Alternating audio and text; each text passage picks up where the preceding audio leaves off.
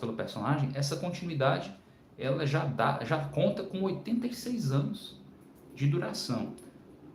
Então eu não tenho intenção, eu não tenho um projeto tão ambicioso em mente, mas eu penso sim em experimentar uma história de maior fôlego.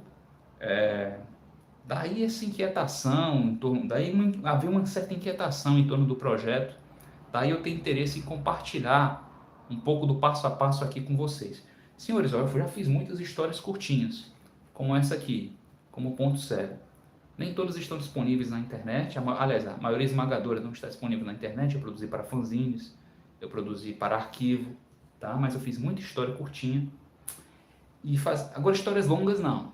Histórias serializadas, então, pouquíssimas, seguindo um modelo. As poucas histórias seriadas que eu fiz, serializadas, elas seguiam um modelo de Hanna-Barbera, quer dizer, tinha um personagem fixo, mas as histórias eram independentes entre si, elas tinham uma certa independência entre si, tá? E isso é completamente diferente de fazer uma história cuja continuidade, cuja dependência, interdependência episódica é óbvia.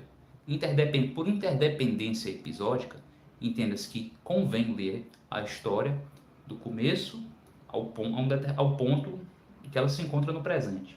Convém ler todos os episódios, todos os capítulos, para ter uma compreensão ampla, ter uma compreensão coerente e funcional da história.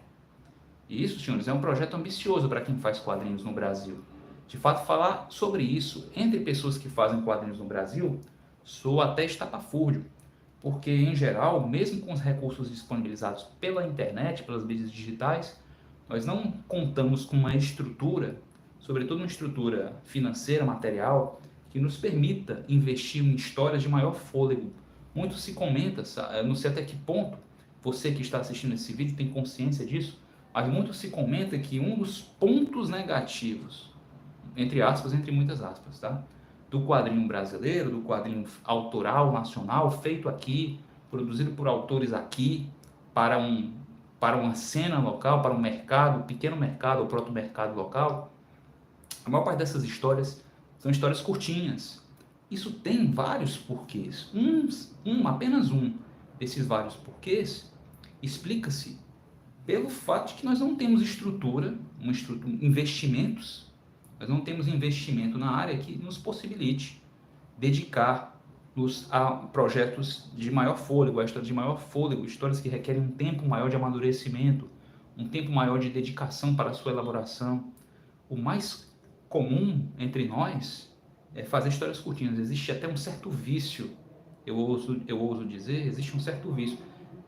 Existe a prudência de investir em histórias autocontidas, histórias curtinhas, histórias que sejam realizáveis num espaço de tempo menor, com um investimento de tempo e dinheiro menor. Existe essa prudência, essa sabedoria, porém existe também um certo vício, um certo comodismo. Nós temos muita dificuldade, senhores, esse é o ponto. Nós, autores de quadrinhos que fazemos quadrinhos aqui no Brasil, de forma profissional ou diletante, como queira chamar, qualquer que seja o caso, nós temos um receio enorme de dar início a um projeto que tende a não ser finalizado caso ele seja demasiado ambicioso, caso ele se pretenda maior do que a nossa capacidade de realização.